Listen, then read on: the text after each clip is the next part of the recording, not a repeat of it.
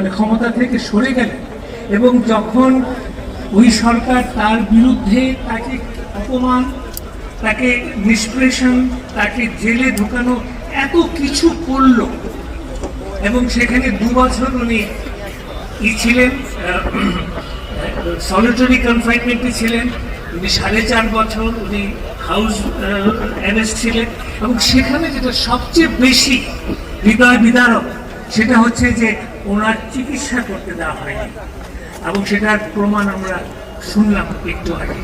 এবং এত কিছুর পরেও উনি যখন প্রথম বাণী দিলেন মুক্ত হয়ে 7ই অগস্ট উনি বিএনপি এক সভায় উনি ভাষণ দিলেন, এবং সেখানে উনি যে মূল বাণীটা আমাদেরকে দিলেন যে ধ্বংস নয়, প্রতিরোধ নয়, প্রতিহিংসা নয়, প্রতিশোধ নয়।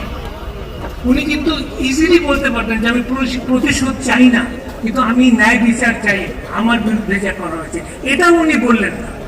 এই যে উদারতা, এই যে ভবিষ্যতের দিকে তাকানো, আমি মনে করি এটা অসাধারণ একটি গুণ, যেটা আমাদের রাজনীতিতে যদি আমরা এখন অন্তঃস্থ করতে পারি, আমাদের সেটা যদি আমরা নিজের মনে প্রাণে গ্রহণ করতে পারি, তাহলে বাংলাদেশের একটা বিরাট অবদান থাকে।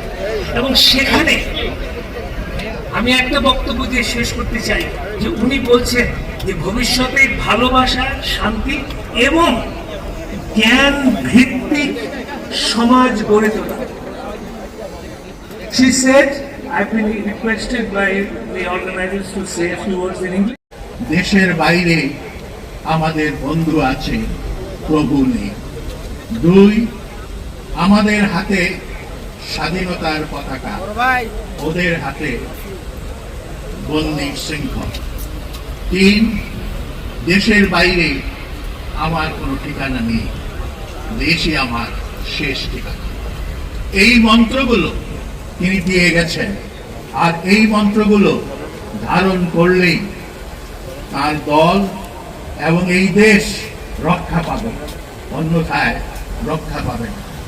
এখানে কথা উঠেছে তার মৃত্যুর মধ্য দিয়ে সময়ের সমাপ্তি ঘটেছে, আমি তা মনে করি না।